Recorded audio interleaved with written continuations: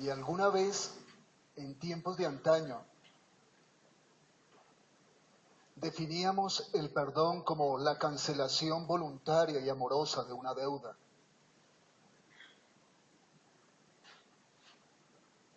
¿Qué deuda he adquirido con usted, hermano?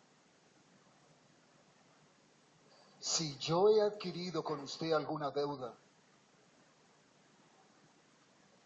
que el Señor en su gracia y en su misericordia le capacite para perdonarme, voluntaria y amorosamente. Si usted ha adquirido alguna deuda conmigo, que Dios en su gracia y en su misericordia me capacite para perdonarlo voluntaria y amorosamente. Esta es la definición que comúnmente se da en relación al perdón. La cancelación voluntaria y amorosa de una deuda. Pero lastimosamente, nuestro corazón, aunque redimido, no quiere perdonar el agravio, no quiere perdonar la deuda. Y yo diría, es doloroso entre el pueblo de Dios. Tanto el ofendido como el ofensor deben de estar implicados en un perdón genuino, sincero y verdadero. Es algo que la Sagrada Escritura sí nos lo enseña. El perdón humano es el mismo que Dios operó en cada uno de nosotros a través de Jesucristo su Hijo. De la manera que Cristo me perdonó, así mismo hacedlo vosotros. Es una expresión reiterada que encontramos a lo largo de las Sagradas Escrituras. ¿Qué soy para no perdonar a mi hermano?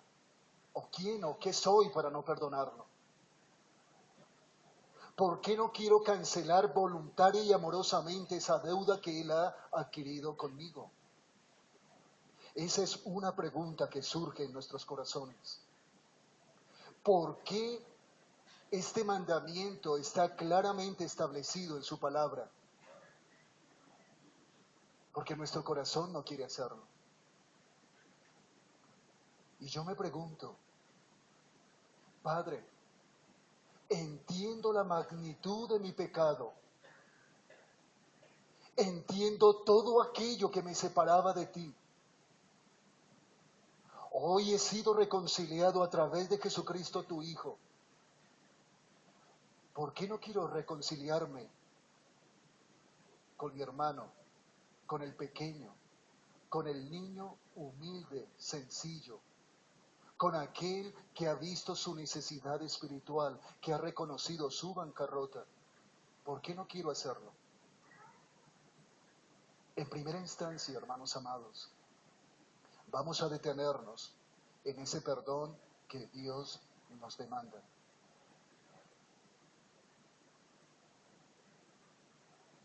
Vamos a Mateo capítulo 15, 18. Mateo capítulo 18. Dice así. Mateo capítulo 18, versículo 15.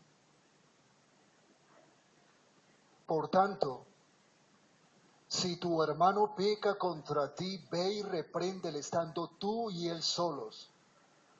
Si te oyere, has ganado a tu hermano. ¿Cómo anhelaría que esto que Jesús está compartiendo a sus discípulos quedaría allí nomás? Yo como hubiese anhelado que no hubiese necesidad de algo más. Pero es algo que el Señor dejó claramente establecido y que es responsabilidad nuestra desarrollarlo acorde a su palabra. Versículo 16. Mas si no te oyere, toma aún contigo a uno o dos para que en boca de dos o tres testigos conste toda palabra. Si no los oyere a ellos, dilo a la iglesia. Si no oyere a la iglesia, tenle por gentil y publicano. De cierto os digo que todo lo que atéis en la tierra será atado en el cielo, y todo lo que desatéis en la tierra será desatado en el cielo. Otra vez os digo que si dos de vosotros se pusieren de acuerdo en la tierra acerca de cualquiera cosa que pidieren, les será hecho por mi Padre que está en los cielos. Porque donde están dos o tres congregados en mi nombre, allí estoy yo en medio de ellos. Entonces, como siempre, se le acercó Pedro y le dijo, Señor, ¿cuántas veces perdonaré a mi hermano que peque contra mí? ¿Hasta 7? Jesús le dijo, no te digo hasta 7, sino aún hasta 70 veces 7. Oremos al Señor y damos gracias por este tiempo.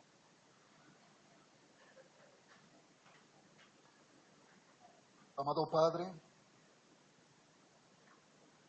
en esta mañana, gracias porque no nos has dejado a oscuras en relación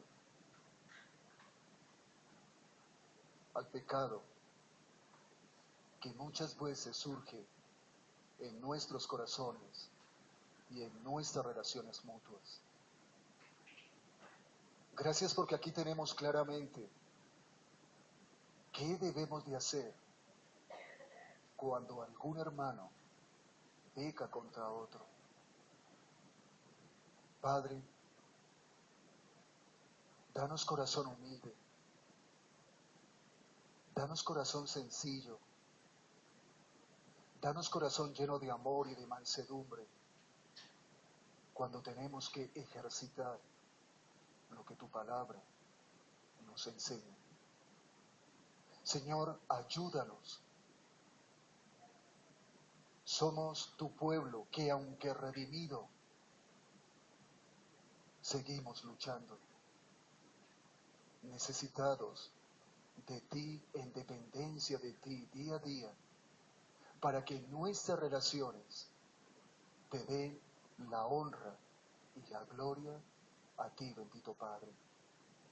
Señor amado, capacítanos para poner por obra lo que tú, oh Dios, nos demandas de acuerdo a tu bendita palabra que vive y permanece para siempre. Con gratitud en mi corazón, quiero, oh Padre, buscar la guía de tu Santo Espíritu para que, Señor, en primera instancia hable a mi corazón, pero también habla a tu iglesia. Estamos necesitados de ti. Ayúdanos, oh Dios.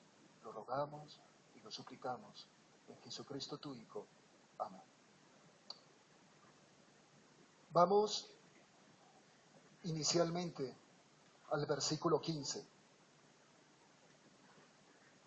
Dice así, por tanto, si tu hermano peca contra ti, ve y repréndele estando tú y él solos. Si te oyere, has ganado a tu hermano. Inicia el versículo 15 diciendo, por tanto, si tu hermano peca contra ti. ¿Quién es mi hermano? Mi hermano es aquel que, al igual que yo, por el poder del Espíritu Santo hemos nacido de nuevo. Mi hermano es aquel que juntamente conmigo tenemos un mismo Padre. Y que en base a ese principio debemos de aprender a desarrollar nuestras relaciones cuando algo se ve afectado. Dice el Señor Jesús, si ese hermano peca contra ti, si mi hermano en un momento determinado, de acuerdo al griego, yerra al blanco, esa palabra errar al blanco está indicando cuando la conducta o el proceder de mi hermano no es acorde a la santa ley de Dios. Cuando un hermano, su vida, su conducta o su proceder no es acorde a la santa ley de Dios, dice las Sagradas Escrituras, si él peca contra mí, ¿qué debo de hacer? El hermano peca contra mí cuando él pasa por alto la santa ley de Dios, con su vida, con sus acciones, con su proceder o con su conducta. Si ese hermano yerra al blanco, si ese hermano peca contra mí, debo de ir, dice, reprenderle. Esa palabra reprender es ir y amonestarle. Eso indica mostrarle su falta, hacerle reconocer que él, mi hermano, ha hecho mal. Ha procedido de una manera incorrecta. Si mi hermano peca contra mí, debo de ir y reprenderle, amonestarle, mostrarle su falta, hacerle reconocer que él ha procedido mal. No debo de ir a él con un espíritu destructivo. No debo de ir a él para destruirlo, destrozarlo, pisotearlo. Debo de ir a él con un espíritu de humildad, de amor y de mansedumbre. Yo espero que como hermanos en la fe, que de acuerdo a ese compañerismo en nuestra creencia, nuestro hermano reaccione de la misma manera, con humildad, con amor y con mansedumbre. Es lo que uno espera. Esta reprensión, esta amonestación, eso de decirle que él no ha procedido de la mejor manera, que él ha violentado la santa ley de Dios, tiene que hacerse en privado, a solas.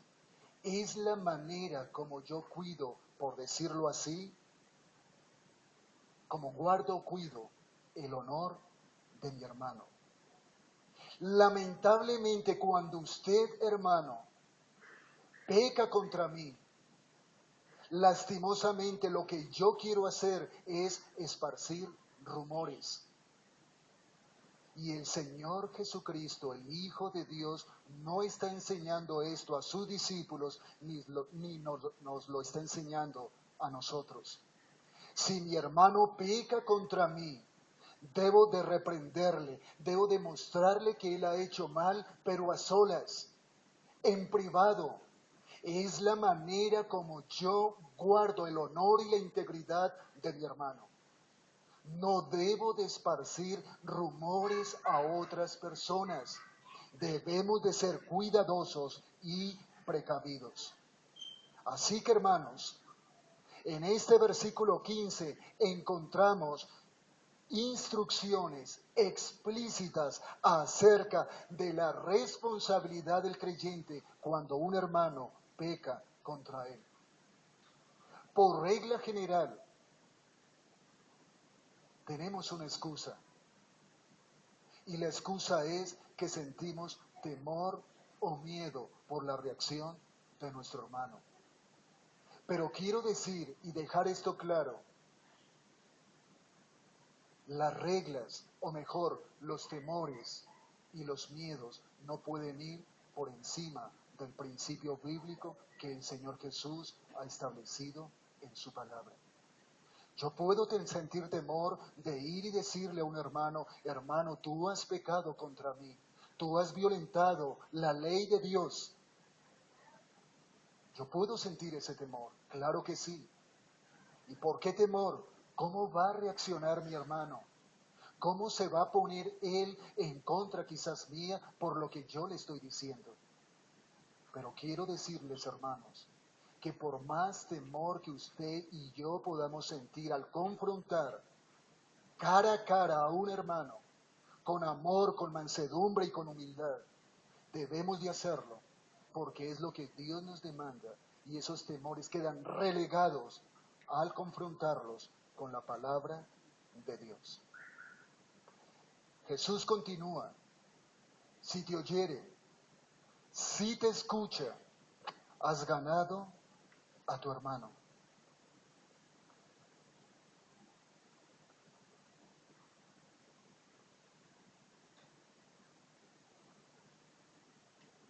¿Qué valor tiene esto?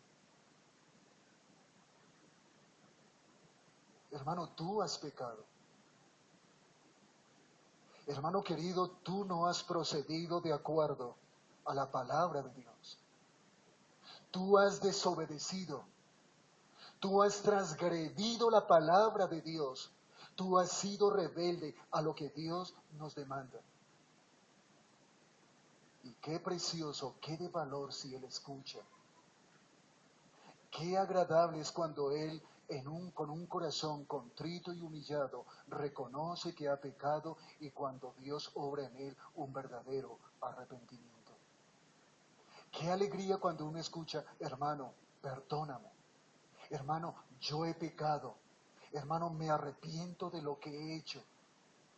Gracias, hermano, por venir a mí y exhortarme. Gracias por su amonestación. Gracias, hermano, por mostrarme que he hecho mal delante de los ojos de Dios. Si esto sucede, hermano, quiero decirles que esto indica una reconciliación sincera, una reconciliación sin engaño. Ahora, yo no soy la conciencia de mi hermano para decirle, hermano amado, o no soy la conciencia para redarguirle a él. Es él quien tiene que ser redarguido, y de acuerdo a lo que él me manifiesta, debo creerle en su corazón. Debo de creer lo que él está manifestando desde lo profundo de su corazón. Y quiero decirles que aquí acabó todo. Aquí termina absolutamente toda confrontación. No hay que decir más. Si hubo alguna brecha, la brecha quedó cerrada. No hay afectación. No se pierde la comunión. No se pierde la relación. Pero sí, el nombre del Señor es glorificado. Y qué difícil, hermanos amados, es reconocer que nosotros pecamos. No sé, pero por naturaleza, si un hermano viene a mí, la naturaleza mía es defenderme. La naturaleza mía es sacar excusas. Hermano, venga, yo no lo hice o no lo quise hacer, o qué pena, o lo perdono, pero no, hermanos amados. El perdón tiene que ser bíblico, acorde a lo que Dios nos enseña a través de su palabra. Debe de haber gratitud en nuestro corazón. Debe de haber arrepentimiento en nuestro corazón. Debe de haber un reconocer que yo he pecado contra el hermano. Debe de haber eso en nuestros corazones, hermanos, si alguien se acerca para reprenderme o amonestarme. Yo espero que este versículo quede tan anclado en nuestro corazón, que si alguien viene a usted, si alguien viene a mí, vaya usted con espíritu de humildad, de mansedumbre y de amor, y recíbale usted de la misma manera, con amor, con mansedumbre y con humildad. A veces tenemos la piedra en nuestra mano. ¿Qué es lo que me va a decir? ¿Cómo voy a contestar? ¿Cómo me voy a defender? Yo pregunto, cuando Jesucristo, el Hijo de Dios, fue agraviado injustamente, ¿Él abrió su boca para defenderse? ¿Acaso Él no fue como oveja llevado al matadero delante de sus trasquiladores? ¿Él no enmudeció? ¿Por qué no aprendemos ese ejemplo humilde de Jesucristo en relación a aquellos que lo afrentaban injustamente? Porque en Él no hubo pecado. Si mi hermano viene a mí, lo hace con justicia, porque mi verdad y mi justicia delante de Dios ha sido afectada por mi vida, por mi conducta y por mi proceder. Hermanos, que seamos benignos unos con otros, misericordiosos, compasivos, perdonándoos unos a otros, como Dios nos perdonó a nosotros en Cristo Jesús. Yo pregunto, ¿es difícil esto, hermanos amados? ¿Cierto que es sencillo? Jesús no dejó nada gravoso. Aprended de mí que soy manso y humilde. Llevad sobre vosotros mi yugo, mi carga, que es fácil de llevar. Pero para nosotros es tan gravoso lo que Jesús nos enseña. Es tan difícil de soportar. No debería de ser así. Versículo 16. Lo lamentable y lo doloroso. Y esto va ahondando. Versículo 16. Mas si no te oyere, toma aún contigo a uno o dos, para que en boca de dos o tres testigos conste toda palabra. De acuerdo al versículo 16, la situación va creciendo en gravedad. Si mi hermano se niega a reconocer su culpa, si no hay en él, escuchen bien, si mi hermano se niega a reconocer su culpa, significa que si en el primer paso yo voy a él, hermano, tú has pecado. Si él reconoce que ha pecado, si en él hay la evidencia del arrepentimiento, qué importante es eso. Pero la situación va creciendo en gravedad cuando mi hermano se niega a reconocer esa culpa, se niega a demostrar, por decirlo así, o expresar su arrepentimiento.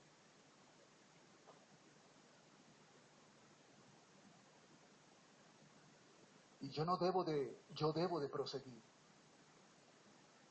Yo no debo de darme por vencido ante la negativa de mi hermano de reconocer su culpa y por lo tanto de arrepentirse. Si él se niega a oírme, es diferente. Qué hermoso es que de acuerdo al versículo 15 él escucha. Pero en el versículo 16 él no me quiere oír. Él no quiere reconocer su culpa. Él no quiere arrepentirse de haber agraviado la santa ley de Dios. Pero si él reconoce la culpa, si él se arrepiente, todo quedó ahí, hermanos amados. Ya no hay más que hacer. Pero debo de proseguir. No debo de darme por vencido. Y por lo tanto, debo de llamar a 2 o 3 testigos.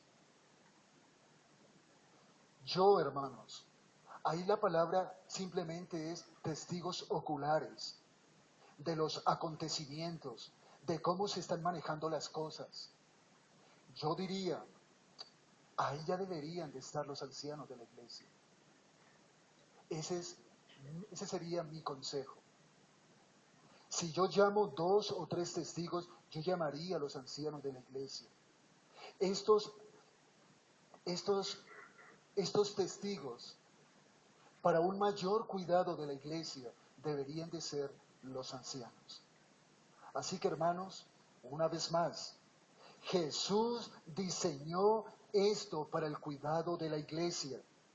Jesús estipula el método de procedimiento disciplinario y por lo tanto merece ser obedecido. En primera instancia estoy a solas con mi hermano. Si mi hermano no me escucha, debo de llamar 2 o 3 testigos. Si él no evidencia el reconocer su culpa y arrepentimiento, no debo de darme por vencido, debo de proseguir. Y quiero que tengan en cuenta algo, que tengamos en cuenta algo, tanto usted como yo. Hay un proverbio que dice que no estemos haciendo de un vaso con agua una tempestad. Que no estemos haciendo de un grano de arena una montaña. Entonces quiero desarrollar esto. Quiero decir, hermanos, mucho cuidado con nuestras delicadezas. Mucho cuidado con ser sensibles extremos ante cualquier situación que en un momento nosotros podamos ver. Debemos, hermanos, de discernir si es mérito o no, aún el primer paso, si es meritorio o no. Y debemos de ser muy conscientes de este segundo paso cuando traemos 2 o 3 testigos. Hermanos queridos, ¿acaso la Escritura no nos enseña que debemos de tolerar, soportar y ser pacientes con las debilidades y las flaquezas de nuestros hermanos? Pero esas debilidades y esas flaquezas realmente están atentando contra la ley moral de Dios. ¿O ese hermano está atentando o afectando a otras personas? ¿Ese hermano está afectando la unidad de la iglesia? Si es así, hay que proseguir el proceso que Dios ha establecido en su palabra, hermanos amados. Así que, si todo prosigue, si todo es en conformidad a lo que Jesús ha estipulado en su palabra, debo de traer esos 2 o 3 testigos para así conducir a nuestro hermano a reconocer su falta, su culpa, su pecado y llevarlo a un verdadero arrepentimiento. ¿Qué van a hacer estos hermanos? Estos hermanos lo que van a hacer es confirmar que es cierto lo que se está diciendo y lo que se está tratando. Ellos van a ser testigos oculares. Y Dios así lo estableció en Deuteronomio capítulo 19, versículo 15. ¿Y cómo deben de ir estos hermanos? Cuando estemos reunidos los 4 testigos, cuando estemos reunidos los 4, estos hermanos tienen que ir con firmeza, pero sin dejar de lado el amor fraternal. Ese es el equilibrio que Dios nos muestra en su palabra. Salomón, el hombre más sabio, dice que el pecado se corrige con la verdad, pero también con misericordia. Yo no puedo ir a un hermano solo con la verdad. Yo debo de usar la verdad con misericordia. Vaya usted, hermano, vamos con firmeza, pero con amor fraternal. No olvidemos eso. Versículo 17. Si no los oyere a ellos, dilo a la iglesia. Y si no oyere a la iglesia, tenle por gentil y publicano. Más dolor, más difícil la situación. Si no oyere a estos 2 o 3 testigos, dilo a la iglesia. Y si no oyere a la iglesia, tenle por gentil o publicano. Vamos a mirar. Este es el último recurso. Si no oyere al hermano juntamente con los testigos, hay que decirlo a quién. A la iglesia. Ahora, ¿quién es la iglesia? La iglesia es la comunidad o asamblea de creyentes establecidos localmente. Yo diría en mi corazón, Dios guarda tu iglesia. Que si en un momento determinado tengo que llamar a un hermano en privado, hasta ahí sea suficiente, no más. ¿Por qué tener que seguir? No más. Que el hermano realmente se arrepienta, reconozca su culpa. ¿Qué necesidad de llamar 2 o 3 testigos? Ahora, más aún, ¿qué necesidad de tenerlo que decirlo a la iglesia si realmente es un hermano que ha sido redimido? ¿Por qué no reconoce su falta? ¿Y por qué no se arrepiente? Este es el último recurso, hermanos amados, de acuerdo al versículo 17. Si no oyere la iglesia, tenlo por gentil y publicano. Para esto, la iniciativa real es de los ancianos de la iglesia. Esto va en cabeza de los ancianos a quienes se le legó la autoridad, juntamente con la iglesia, de la disciplina bíblica. ¿Quién toma la iniciativa? Los ancianos, juntamente con la iglesia. Ahora, dos cosas. No podemos minimizar la autoridad que el Señor Jesús delegó a los ancianos y a la iglesia. No podemos minimizar. Tanto los ancianos como la asamblea tienen autoridad espiritual para llevar a cabo la disciplina dentro de la iglesia. No podemos minimizar. Pero tampoco podemos extralimitar la autoridad tanto de ancianos como de iglesia. Debemos de tener un equilibrio, de ser muy cuidadosos en cuanto a la verdad, a la misericordia, en cuanto a los asuntos a tratar, ser sabios, prudentes, realmente guiados, llenos del Espíritu Santo para situaciones tan delicadas como esta. Por supuesto, si el hermano no me escucha en privado, si el hermano no escucha a los 2 o 3 testigos, si el hermano no escucha a la asamblea, dice el Señor Jesús, tenle por gentil o publicano.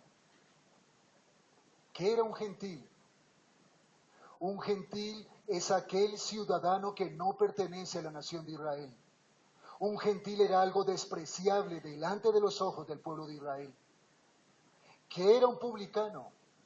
Un publicano era el cobrador de impuestos.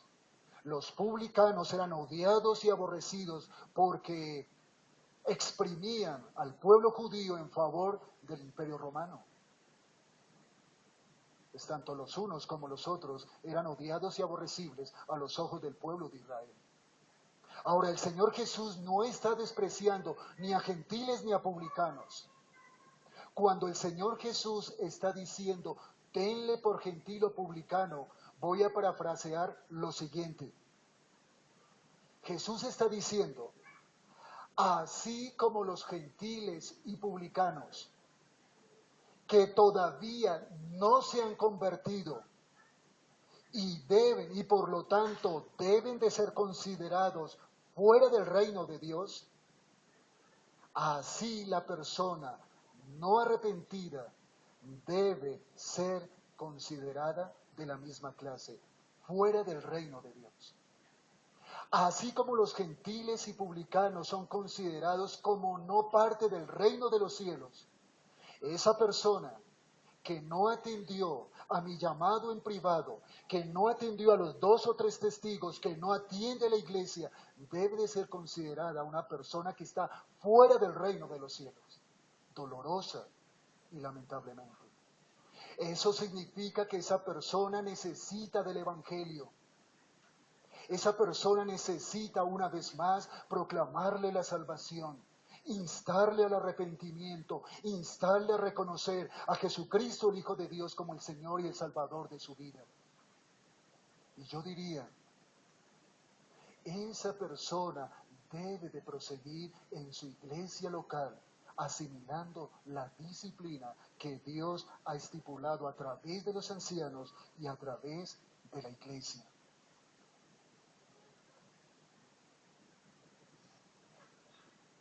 Esa persona pierde el derecho a privilegios y responsabilidades. Esta persona no está en la facultad de servir. Esta persona no está en la facultad aún de participar en la cena del Señor. En cierta manera es como si perdiese algo de la comunión. Pero ahora vamos a ver que si esa persona reconoce su culpa y se arrepiente, qué gozo y qué alegría para ella y para la iglesia. Pero de lo contrario, se le debe de tener en esta condición. ¿Saben, hermanos? ¿Por qué de la disciplina? ¿Por qué tenemos que ejecutar o llevar a cabo disciplina dentro de la iglesia? Hermanos, lo hacemos porque la iglesia por sobre todas las cosas obedece a la palabra de Dios. Una iglesia cuando no ejerce disciplina es una maldición de Dios para la iglesia. Que Dios nos libre de cerrar nuestros ojos y no ejercer la disciplina bíblica. Con amor con amor y con verdad, con misericordia y con verdad, con un espíritu de amor, de mansedumbre y de humildad debe de hacerse. Además, porque la disciplina conserva la santidad y la pureza de la iglesia. Queremos hacer eso a través de la iglesia. Jesús así lo estipuló para la pureza y la santidad de la iglesia. Se ejerce disciplina para que Dios no tenga que tratar directamente con esa persona que está en rebeldía contra los principios que Él mismo ha establecido. Ahora, se hace para restaurar. Se hace porque queremos ganar al hermano, no queremos perderlo. ¿Quién de nosotros quiere perder una persona? ¿Acaso al buen pastor no le duele cuando una oveja se va? ¿Qué hace ese buen pastor? No deja las 99 allá ancladas en la montaña y va y busca de aquella que se ha perdido. Ese no es el anhelo de nosotros cuando un hermano está en una condición así y se arrepiente. ¿Qué debemos de hacer?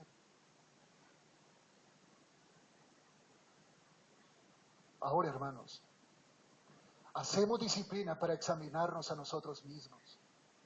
Cuando un hermano es disciplinado, eso tiene que hablar a mi corazón y a mi vida. Señor, ¿cómo estoy andando delante de ti? Eso nos lleva a decir, a aquel que esté firme, mire que no caiga. Eso hace que nuestro dedo señalador y acusador baje. Porque yo un día voy a estar quizás en el estrado de los acusados. Y yo no quiero eso para mí. Como tampoco debo anhelar y querer eso para un hermano. Yo lo que anhelo es la restauración, el arrepentimiento de ese hermano. Por supuesto que sí. Lo hacemos para no contaminar a otras personas. La iglesia puede ser contaminada por el mal proceder de un hermano. Ah, él está haciendo eso, yo también tengo la libertad para hacerlo. Pero la disciplina me lleva a decir, hola, un momento. Esa disciplina es con un propósito. Que no se propague el mal en el corazón de nuestros hermanos. Si ese hermano que no me escuchó estando a solas, si ese hermano no escuchó a los 2 o 3 testigos, si ese hermano no escucha a la iglesia, pero a través de la disciplina que uno de sus propósitos es ganar al hermano, traerlo de nuevo, si ese hermano se arrepiente y reconoce su culpa, la iglesia tiene que hacer 3 cosas. Perdonarle, consolarle y amarle. Es lo que el apóstol Pablo enseña así en su primera carta, en su segunda carta a los Corintios. Si ese hermano reconoce su culpa y se arrepiente, la iglesia tiene que perdonarle, consolarle y amarle. Yo sé, hermanos, que la disciplina en el momento no es causa de gozo, sino de tristeza. Pero ¿saben? Da fruto apacible de justicia en la que en ellos han sido ejercitados. Da fruto apacible de justicia, da fruto apacible de una vida recta delante del Señor y delante de la iglesia. Que el Señor, hermanos, tenga misericordia de nosotros. Que nosotros cada día como pueblo de Dios anhelemos poner por obra sus principios. ¿De qué debo de vestirme? ¿Cuál es el fruto del Espíritu Santo? ¿Qué debo de hacer morir en mí? ¿Cuáles son las obras de la carne? Señor, ayúdame a vivir en esto que tú demandas de mí y ayúdame a mortificar en esto que tú dices, Edwin, no lo hagas. O hay vida, o hay muerte, o hay gozo, o hay dolor, o hay arrepentimiento, o realmente hay una condenación eterna para aquellos que son ejercitados y no responden ante la disciplina bíblica.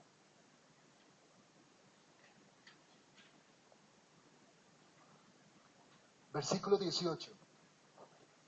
De cierto os digo que todo lo que atéis en la tierra será atado en el cielo, y todo lo que desatéis en la tierra será desatado en el cielo.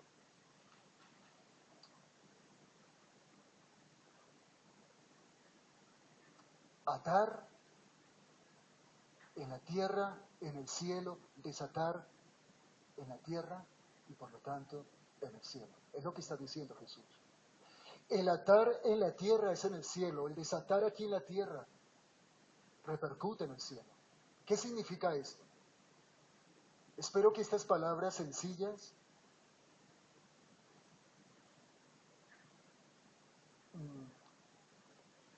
queden claras, de acuerdo al versículo 18. Cuando la asamblea, escuchen bien hermanos amados, cuando la asamblea en oración y en obediencia a la palabra de Dios lleva a cabo una acción disciplinaria hacia una persona, esa acción de disciplina es aceptada ¿en dónde? Eso es atar. Cuando una persona es disciplinada aquí en la tierra, acorde a la palabra de Dios, Dios la acepta en el cielo. Eso es atar. Ahora, ¿qué es desatar? Cuando la persona disciplinada se ha arrepentido, por lo tanto, la asamblea tiene la responsabilidad de restaurarla a la comunión. Si esto se lleva a cabo, esta acción queda ratificada en el cielo. Eso es desatar. Lo que nosotros atamos aquí en la tierra en relación a la disciplina bíblica, Dios lo ata, está de acuerdo. Lo que nosotros desatamos aquí en la tierra, Dios lo desata en el cielo porque Él está de acuerdo. Porque esa persona ha reconocido su falta, su pecado. Esa persona se ha arrepentido. Entonces, hermanos amados, la asamblea la restaura a la comunión. Y si lo hace, esta acción queda ratificada en el cielo. Eso es atar y desatar. No es más, hermanos amados. Versículo 19. Otra vez os digo que si dos de vosotros se pusieren de acuerdo en la tierra acerca de cualquier cosa que pidieren, les será hecho por mi Padre que está en los cielos. ¿Qué está diciendo el Señor Jesús? Que la oración ofrecida en la tierra es contestada por el Padre que está en los cielos. Ahora voy a hacer un poco más, no tan general, sino más, voy a particularizar. Este versículo 19, haciendo referencia a la oración que se hace en la tierra y que se escucha en el cielo, está relacionada especialmente con la oración que pide sabiduría para actuar en asuntos disciplinarios. No podemos disciplinar a una persona simplemente por disciplinarla, porque queremos vengarnos de ella, porque nos cae mal. No, Dios nos libre. Lo que Jesús está diciendo en el versículo 19 es que esta oración está relacionada especialmente para aquellos que piden sabiduría para actuar en asuntos de disciplina. Señor, danos sabiduría para atar, danos sabiduría y guíanos para desatar acorde a lo que Dios ha obrado en ese hermano que está bajo disciplina. Sí, ahora, cuando dos personas están de acuerdo entre sí, pueden definitivamente contar con la dirección de Dios. Al menos 2 personas. Pero estoy convencido que si estas 2 personas están en común acuerdo en lo que están pidiendo el Señor y en relación a la disciplina, pueden contar con la guía del Señor, creo yo que igual la iglesia, como una asamblea, como una comunidad de hijos de Dios creyentes nacidos de nuevo. No necesariamente está haciendo referencia a iglesias de multitudes, pero donde 2 o 3 estén buscando la guía y la dirección, debemos de estar definitivamente con la convicción que Dios está dirigiendo. Ahora,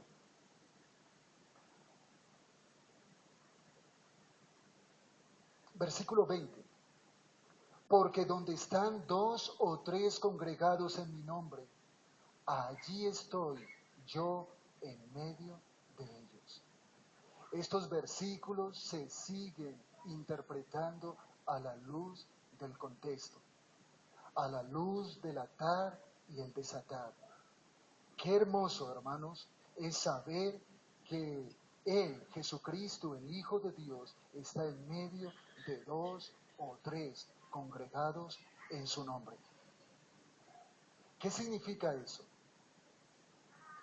Que cuando esos 2 o 3 congregados en su nombre piden sabiduría, piden la guía y la dirección del Señor en asuntos disciplinarios para atar o desatar, de acuerdo a la Escritura, es porque ellos tienen comunión, es una evidencia de su comunión, es una evidencia de su armonía, es una evidencia de que ellos están buscando reconciliación con el hermano, están buscando arrepentimiento en él, están orando y clamando a Dios porque Él sea quien obre en él, en este hermano. Y eso es, hermanos amados, pedir sabiduría para atar y para desatar de acuerdo a lo que el Señor Jesús nos está hablando. Porque donde están 2 o 3 congregados en mi nombre, allí yo estoy en medio de ellos. Debemos de orar, debemos de clamar al Señor. ¿Saben por qué digo esto? Porque a la luz del Antiguo Testamento, cuando Jehová estaba en medio de su pueblo, Él estaba en medio de su pueblo, hermano, para dar fortaleza, para dar dirección, protección y consuelo. Ahora, ¿quién es el que está en medio de 2 o 3 congregados en su nombre? El Señor Jesús. Y yo creo que lo que Jesús imparte es lo mismo que su amado Padre ha impartido en tiempos pasados. ¿Y qué imparte Jesús entonces? La comunión, la armonía, el buscar reconciliación, arrepentimiento, sabiduría. ¿Para qué? ¿Con qué propósito? Para ayudar y para bendecir. Esto es para ayudar y para bendecir. Versículo 21-22. Entonces se le acercó Pedro y le dijo, Señor, ¿cuántas veces perdonaré a mi hermano que peque contra mí? ¿Hasta 7? Jesús le dijo, no te digo hasta 7, sino aún hasta 70 veces 7. Se dice que aquí hay un toque de cierto fariseísmo en Pedro. Él se acerca con cierta jactancia al Señor Jesús diciéndole, oh Señor, hasta 7 veces he de perdonar a mi hermano. ¿Cuál es la respuesta de Jesús? Jesús le está diciendo, Pedro, tienes que perdonar a tu hermano indefinidamente. Es un perdón sin límite. Es un perdón sin cesar jamás. Esa debe de ser la disposición de nuestro corazón. Soportar, ser pacientes, tolerar y indefinidamente perdonar a nuestro hermano. ¿Qué hizo Jesús con usted y conmigo? ¿Qué hizo Jesús con su pueblo? Nos perdonó ayer, nos perdona hoy y nos perdona mañana. ¿Qué hacemos nosotros en nuestra relación con nuestros hermanos? Perdonar lo de ayer, perdonar lo de hoy y perdonar lo de mañana. Termino con 3 cosas. Primero,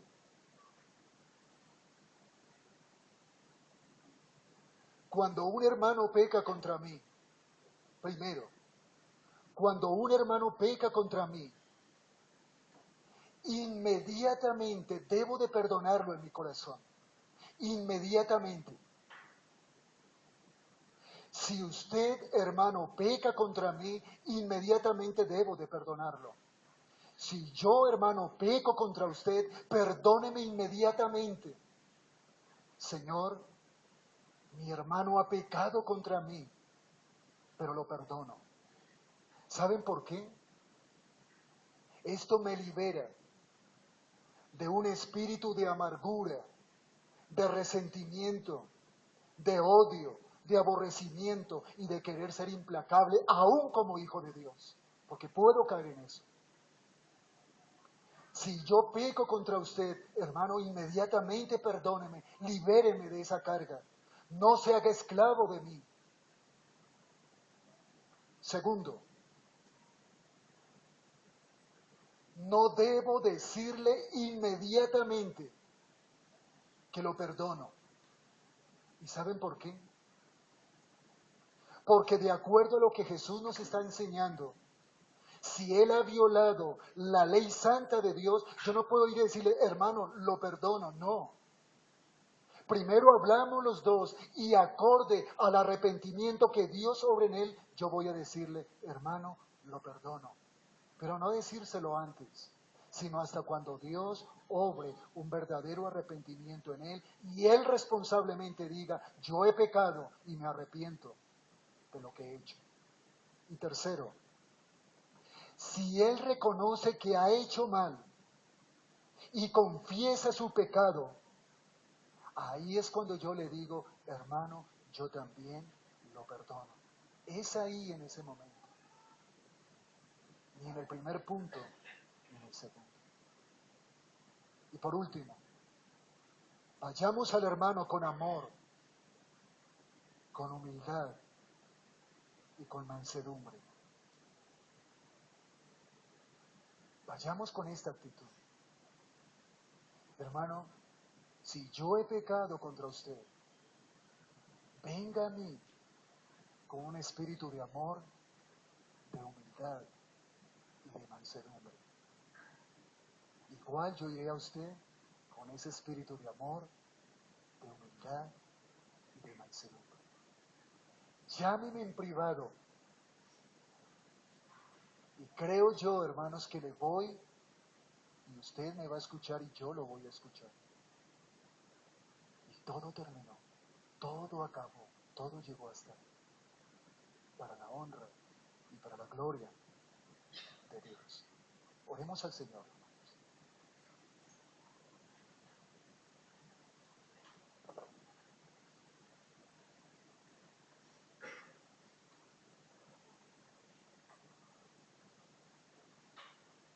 Amado Padre, qué hermosa es tu palabra.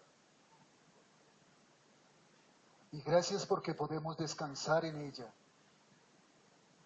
Y gracias, oh Dios del cielo, cuando tu palabra, nosotros estamos en la capacidad de ponerla por obra. Si tu hermano peca contra ti, ve y repréndele estando tú y él solos. Si te escucha, has ganado a tu hermano. Padre, que todo quede hasta ahí. ¿Por qué tenemos que proseguir? ¿Por la dureza de nuestro corazón? ¿Por nuestro orgullo? ¿Por nuestra altivez? ¿Por nuestra soberbia? ¿Por falta de humildad, de sencillez de corazón, de ser realmente un niño y un pequeño necesitado de ti? Padre, danos corazón dispuesto a reconocer la culpa, a reconocer el pecado. Danos un corazón dispuesto a arrepentirnos, oh Dios, y que siempre ese espíritu de amor, de humildad y de mansedumbre permanezca en nuestros corazones y en nuestras relaciones los unos con los otros. Qué dolor cuando hay que llamar 2 o 3 testigos. Qué dolor cuando hay que decirlo a la iglesia. Qué dolor aún más cuando hay que tenerle por gentil o publicano, oh Dios. Líbranos, bendito Padre, de caer en estas cosas. Ayúdanos, bendito Dios, a disponer nuestros corazones.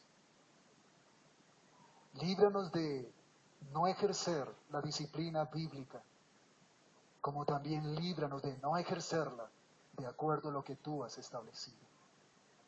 Te amamos, te necesitamos y te damos gracias, oh Dios, por este tiempo en Jesucristo tu Hijo. Amén. Hermanos, muchas gracias.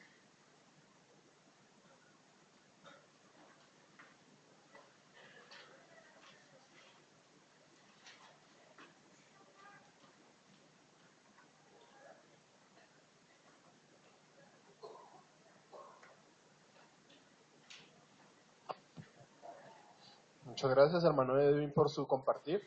Hermanos, vamos a tener 15 minuticos de receso, pero a solicitud de las personas que van a dar el refrigerio, les piden que por favor mantengan sus lugares mientras que les dan el refrigerio. Gracias.